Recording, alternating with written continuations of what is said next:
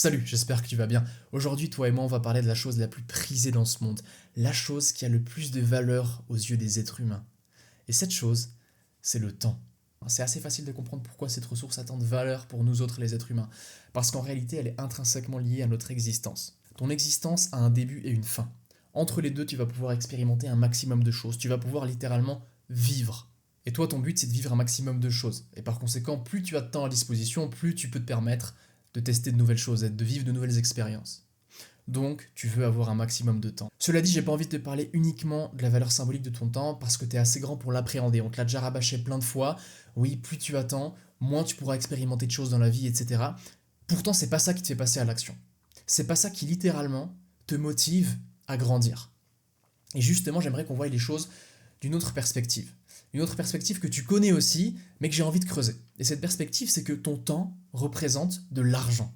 Parce que je suis persuadé que ce terme est beaucoup plus impactant. Quand je dis le mot argent, on passe directement de la perspective très conceptuelle du temps comme étant des expériences et notre existence à quelque chose de beaucoup plus concret.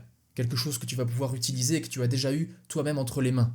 Quelque chose de matériel en fait. Et justement, on va essayer de voir un petit peu comment faire pour utiliser au mieux ce temps pour pouvoir augmenter sa valeur en termes monétaires et surtout comment faire pour ne pas diminuer la valeur de notre temps.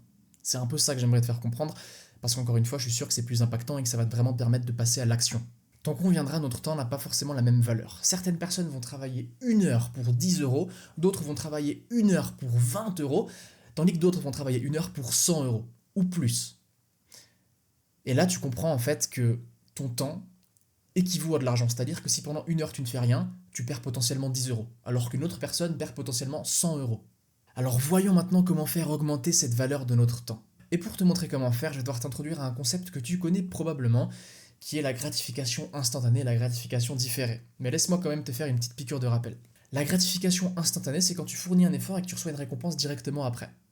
A l'inverse, la gratification différée, c'est quand tu fournis un effort, mais que tu reçois la récompense plus tard dans le temps. Donc tu as très vite compris, instantané, différé. Mais il y a encore un petit élément à rajouter à notre équation. Et cet élément, c'est la balance effort-récompense. Ce concept, en gros, nous dit que notre récompense sera à la hauteur de nos efforts.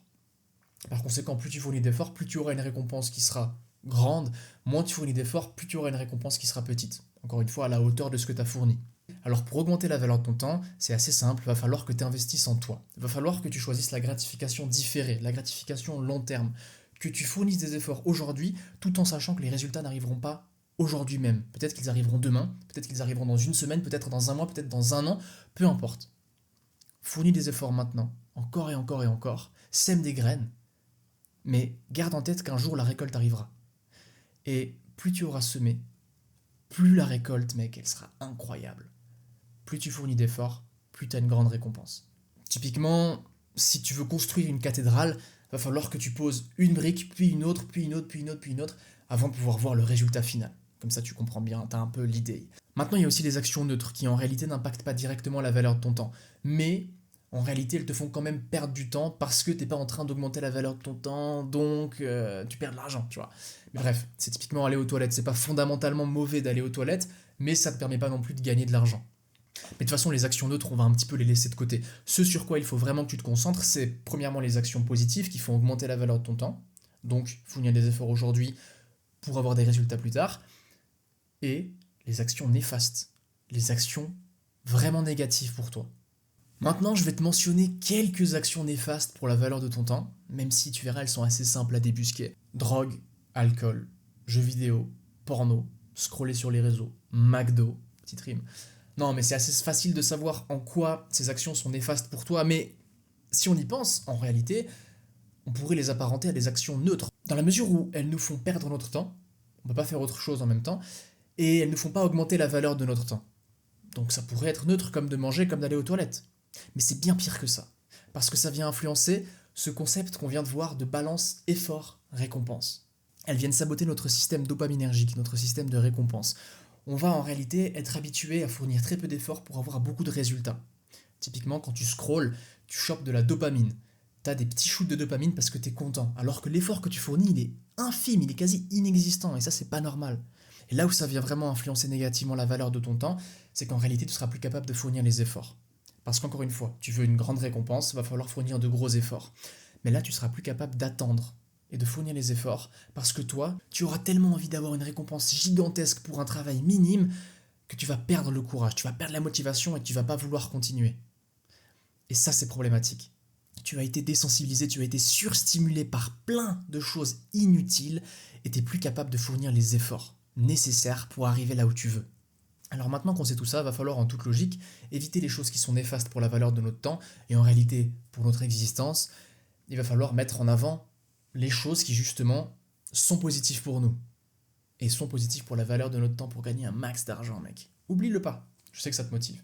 Et la première étape, c'est de prendre conscience de ces choses. C'est pour ça que je t'ai parlé justement des choses positives, neutres et négatives. C'est pour que tu comprennes qu'en réalité, les jeux vidéo, les réseaux, c'est vraiment néfaste. Et plus que simplement de faire perdre du temps, ça vient littéralement de faire perdre ta capacité à fournir des efforts dans le temps. Et ça, c'est très très très négatif. Alors demande-toi toujours si ce que tu vas faire en vaut vraiment la peine. Ou si c'est pas en train de te faire littéralement perdre de l'argent, tu vois. Parce que tu as une jauge d'énergie que tu peux allouer dans ta journée. Et plus tu prends des décisions, plus tu fournis des efforts, plus cette jauge diminue. Et au bout d'un moment, tu n'auras plus d'énergie. Et si tu n'as pas encore commencé à bosser sur ce qui compte réellement et sur ce qui fait augmenter la valeur de ton temps, encore une fois, de l'argent, eh ben, tu as perdu en réalité. Alors c'est une chose d'être conscient qu'on fait des choses négatives dans la journée, mais c'en est une autre d'arrêter de faire ces choses et de se concentrer sur ce qui compte réellement. Mais j'ai une bonne nouvelle pour toi. Parce qu'en réalité, plus tu prends conscience d'une chose et plus tu arrêtes de le faire en toute conscience, plus ça va devenir simple pour toi d'arrêter de le faire. Si tu as l'habitude de transformer 1 minute aux toilettes en 10 minutes parce que tu prends ton téléphone et tu scrolles, bah essaye de ne pas le faire une fois. Et la prochaine fois, même si tu le perçois peut-être pas, ce sera un tout petit peu plus facile. Et si tu continues de le faire, dans un mois, tu n'y penseras même plus. Il n'y aura plus du tout de friction. Et ça, c'est incroyable. C'est qu'en réalité, si tu fournis des efforts un max au début, bah après ça payera et ça deviendra de plus en plus facile. Donc commence dès maintenant. Une autre chose sympa que nous permet la conscience, c'est la gratitude. Se rendre compte de la valeur des choses avant de les avoir perdues. J'ai expérimenté tout ça. Pendant 30 jours, je me suis lancé le challenge de ne plus écouter du tout de musique, parce que je savais que la musique en réalité c'était un peu une distraction pour moi. J'écoutais de la musique, je fermais les yeux, je m'imaginais dans des mondes lointains où j'étais un héros en train de tuer un dragon. Dopamine. Dopamine. Littéralement. Alors que je ne faisais rien, je ne fournissais aucun effort si ce n'est d'imaginer un scénario. Ok.